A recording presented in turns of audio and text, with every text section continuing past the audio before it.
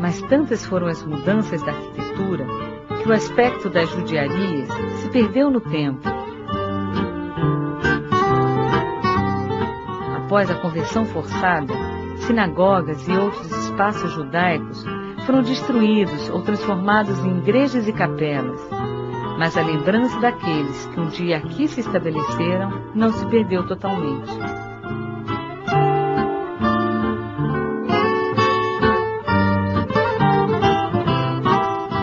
No local onde um dia existiu a sinagoga medieval, ergue-se uma escada que não leva a lugar algum.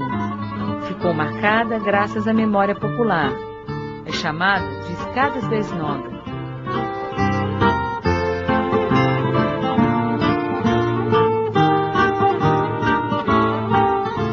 Hoje, o porto possui uma sinagoga de arquitetura moderna, construída em 1929.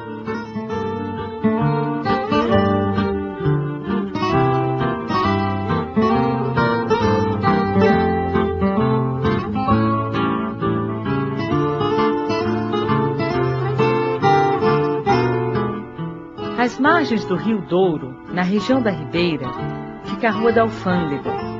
O local abrigava armazéns e casas comerciais dos judeus.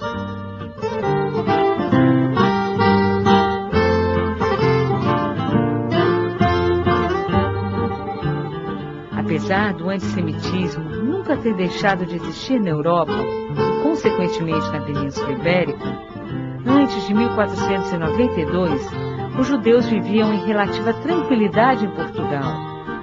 Mantinham boas relações com as autoridades e o apoio mercantil e financeiro dos judeus do Porto de Lisboa foi de grande importância para a era dos descobrimentos portugueses.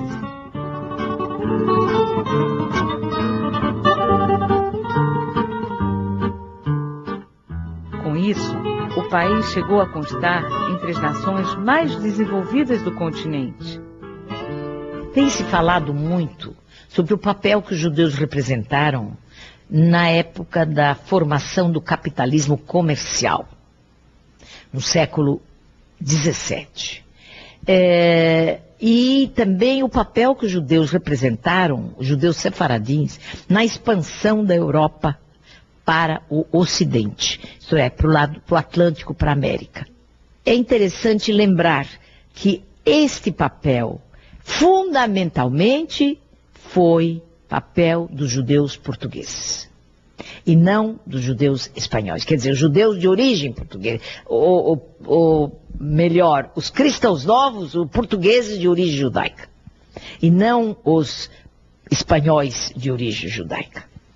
Porque os judeus da Espanha que entraram em Portugal, eles acabaram se tornando portugueses. Passaram 3, 4, 5 gerações, eles eram portugueses. E foi como portugueses que eles atuaram no mundo. E em Portugal eles eram chamados portugueses de nação hebraica. E na Holanda eles eram chamados judeus de nação portuguesa. Afinal, os judeus não sabiam nunca o que eles eram. Se eles eram portugueses, se eles eram judeus, se eles eram laicos, se eles eram religiosos, eles sempre jogavam-se e atiravam-se os judeus para o lado que se queria.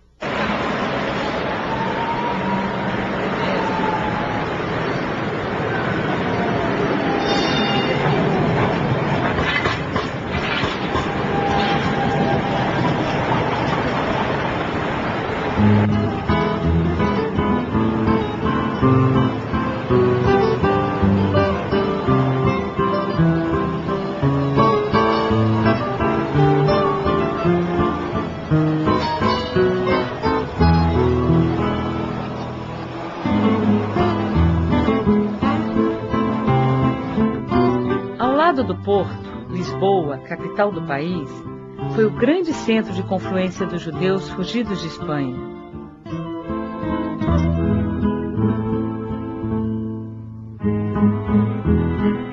Situada às margens do rio Tejo, a cidade das Sete Colinas ainda guarda alguns testemunhos da história.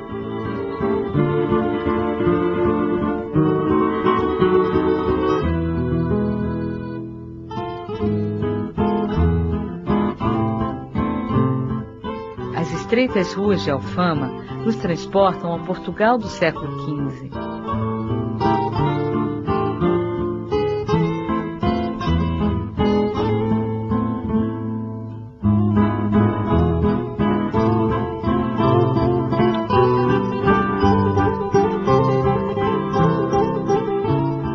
No número 8 do Beco das Barrelas, próximo à Rua da Judiaria, teria existido uma sinagoga.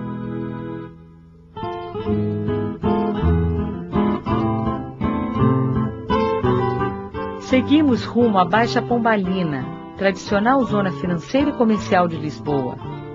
A região abrigava 2 importantes bairros judeus antes do estabelecimento da Inquisição. Os judeus que permaneceram em Lisboa depois do Edito de 1496 se submeteram à conversão como em todo Portugal. Apesar de Dom Manuel ser menos rígido que os reis espanhóis, permitindo a realização dos cultos judaicos dentro das casas, o ódio aos judeus já estava tão disseminado que o povo procurou fazer justiça com as próprias mãos. Ainda em tempos de Dom Manuel, em 1506, teve um massacre em Lisboa.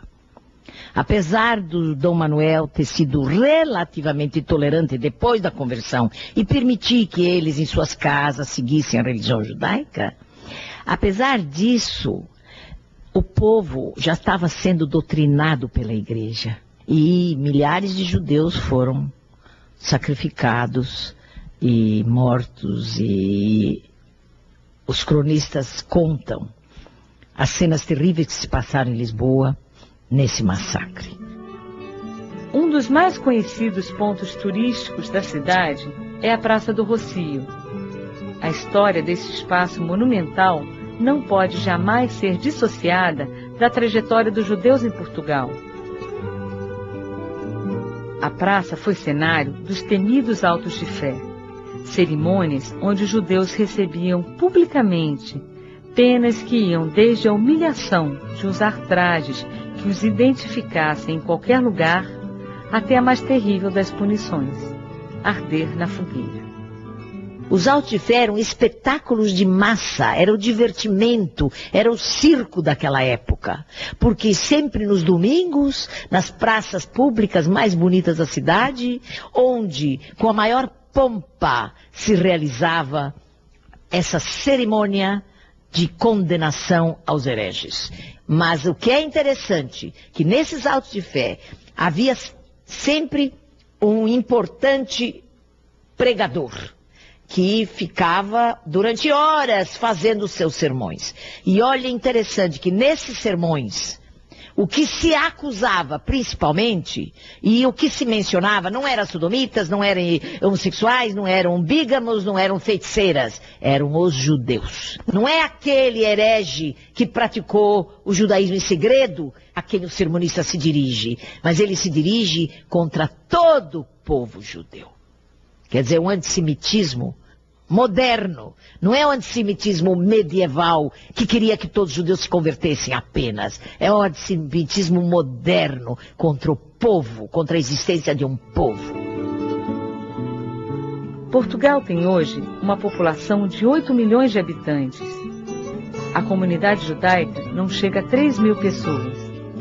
A maior parte veio do Marrocos, norte da África, e de países europeus. Chegaram em Portugal nos séculos 19 e 20, numa época em que os tribunais do Santo Ofício já haviam sido extintos e se podia constituir uma comunidade judaica em território lusitano.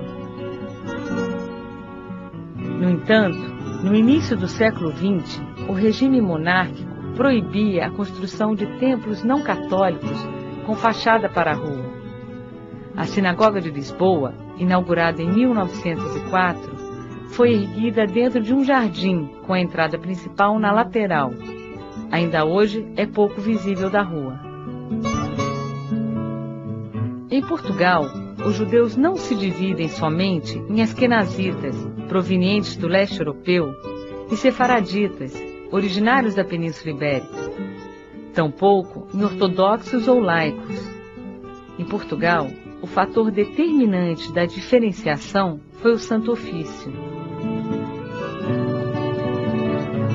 Encontramos de um lado uma comunidade que surgiu depois do fim da Inquisição. Judeus descendentes de imigrantes e retornados, que cultuam a religião abertamente e seguem tradições de 5.000 anos. Do outro, o fenômeno único do marranismo. Judeus que guardaram os ensinamentos como relíquias, passadas de geração a geração por rezas e cultos adaptados. É no cruzamento destas duas diferentes vivências da religião que podemos encontrar a identidade do judaísmo português.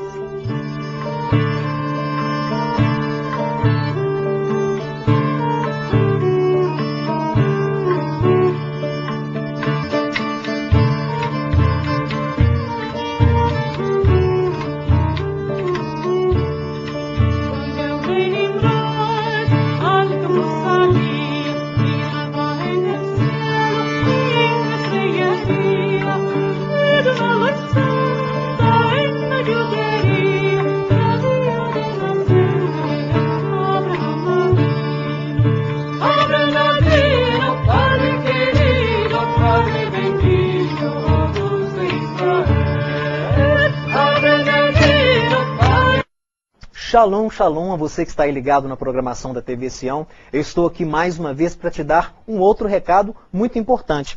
É o livro Restaurando Doutrinas da Igreja do Primeiro Século, Manual para se formar discípulos. Meus irmãos, há 2000 anos, a igreja ela foi formada ali em Jerusalém, Israel. Os primeiros discípulos de Yeshua, Jesus, o nosso Messias, eles foram difundindo as boas novas do Evangelho por todo o mundo conhecido da época. Mas nós sabemos, infelizmente, ao longo desses 2000 anos da história, muitas daquelas doutrinas bíblicas, daquelas doutrinas originais, foram deturpadas, foram alteradas, foram mudadas. E foi pensando nisso que o rabino messiânico Marcelo Miranda Guimarães, ordenado pelo Netivia, Ministério Netivia de Jerusalém, Israel, e presidente fundador do Ministério Ensinando de Sião, preparou um manual para se restaurar essas doutrinas que a igreja carece tanto em nossos dias. Neste manual para formar discípulos é uma verdadeira escola de discípulos. Ou seja,